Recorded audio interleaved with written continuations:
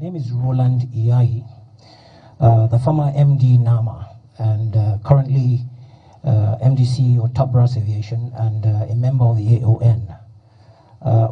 We won't belabor the issues because last week we spent copious amount of time with the House of Rep, and issues we had discussed would be like a broken record coming back here to say the same. Incidentally, we had a very good meeting yesterday with the Honorable Minister, but we left the meeting with more questions than answers. And that's because the Honorable Minister had asked if we had read the documents that had been provided by Ethiopian Airlines regarding the Nigeria Air project.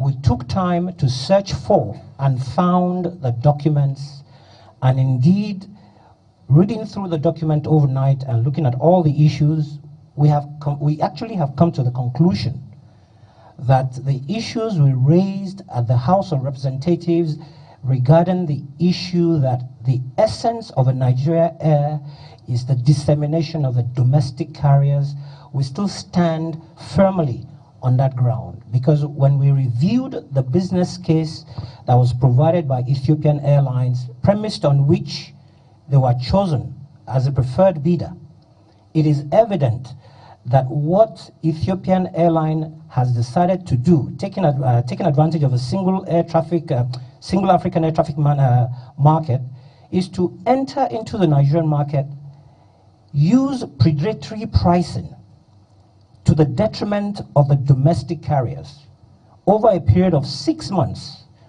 following which they intend to, based on their business case, to take over 60% of the market share.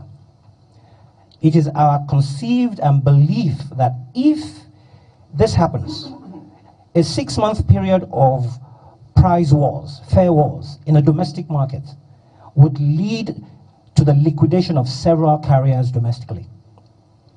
It may seem like a good idea for the consumer at the time, but in the longer term, it'll come back to bite, because essentially what happens is when you decimate the capacity in the market, in the longer term, what would happen is that these airlines will be out of the market, leaving only Ethiopian Air as Nigeria Air, and whoever is able to survive amongst us.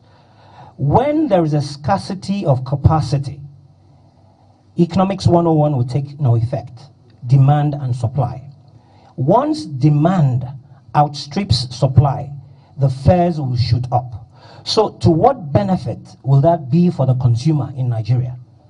Indeed, beyond all of that, airlines in Nigeria, domestic airlines, amongst our members, we have ordered well over 40 brand new airplanes. The ricochet effect of that is that all the Nigerian banks that have extended credit to the domestic carriers will be hit. Air Peace has over 30 brand new airplanes on order, paid for. Overland Airways, the same thing. Ibom Air, the same thing. United Africa has bought airplanes as well. So ultimately, we have a situation where the Nigeria Air concept as conceived today is inimical to the interest of the domestic carrier in the longer term, short term, or medium term. So our premise is that for this to go ahead, which is essentially the sentiments we shared with the minister yesterday, we are not averse to a national carrier. Indeed, the business case propounded by Ethiopian talks about a national flag carrier. We are saying you can have a flag carrier and you can have flag carriers. Air Peace, they're equipped well enough. Max Air, they're equipped well enough. Asman is well equipped to take on designation on international routes. So we are saying, why don't we consider our own first? I mean, charity begins at home. If you're going to have anything that will be sustainable, anything that will stand the test of time, it must start from home.